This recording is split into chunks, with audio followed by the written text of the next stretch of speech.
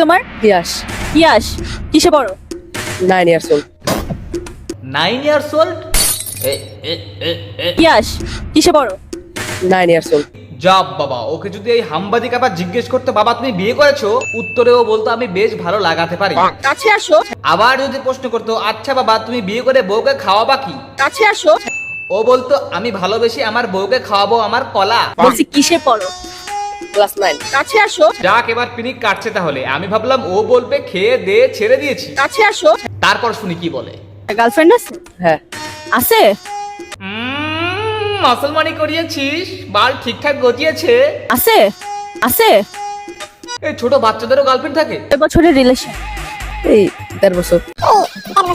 1.5 বছরের প্রেম? ফাজলামি হচ্ছে আর কি হচ্ছে? শালা 1.5 বছর তো একটা না আমার সিনিয়র ভাইদের ঘরে বউ থাকে না। কাছে আসো। কারো কারো তো 1.5 বছর অনেক দূরের কথা, 1.5 মাসেই ডিভোর্স হয়ে যাচ্ছে। কাছে আসো। আর আমি শালা 1.5 যুগেও এই গার্লফ্রেন্ড নামের প্রাণী একটা পটাতে পারলাম না। প্রেমটা কিভাবে হইল?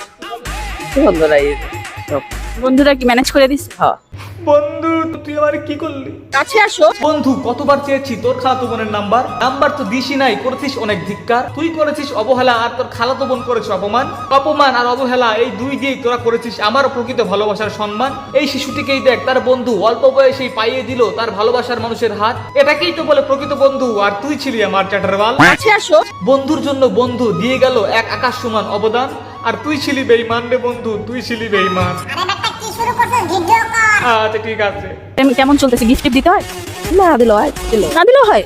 ভালো গার্লফ্রেন্ড পাইছি। একেবারে গিফট টিপ না দিয়ে 1.5 বছর পার করে দিলি। সত্যি কি খাঁটি ভালোবাসা রে ভাই। কাছে আসো। আর তুই বন্ধু শালা আমার থেকে কত কি ছাড়ছস। ঈদের গার্লফ্রেন্ড কি দিতা? কিছু বলবো কেন?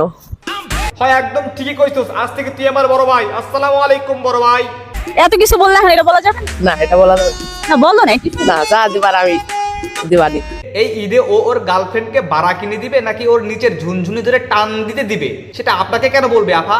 গার্লফ্রেন্ড কি আমার থেকে বেশি সুন্দর নাকি কম সুন্দর? এখন সুন্দর বেশি, আমার পছন্দের গার্লফ্রেন্ডটা আপনার চেয়ে সুন্দর হবে। সাবাস, এই না হলে তুই কন্ডম ফাটানোর পোলা। সেই একটা অ্যানসার দিছো। গার্লফ্রেন্ড কি আমার থেকে বেশি সুন্দর নাকি কম সুন্দর? ও আপনি ভাবছিলেন ওর গার্লফ্রেন্ড বেশি সুন্দর না, আপনাকে দেখে মানে ও পাগল হয়ে যাবে, মানে আপনাকে সুন্দর বলেও গলে যাবে, মানে আপনাকে নিয়ে ও ঘাপা ঘাপ করবে। কাছে আসো। এটাই তো ভেবেছিলেন, কিন্তু না, ও ওই ধরনের পোলাই না। ওই 1 নাম্বার কন্ডম ফাটানোর পোলা। ওইভাবে ও জন্মই নাই। এই হামবাদি কাবা কি বাল মার্কা প্রশ্ন করে, একটু শুনুন। আপনি যদি একদিনের জন্য মেয়ে হন তাহলে কি করবেন? একদিনের জন্য মেয়ে হলে আমার বন্ধুদের কোনো মেয়ে ফ্রেন্ড আপনি আসলে গো কালারের হামবাদি।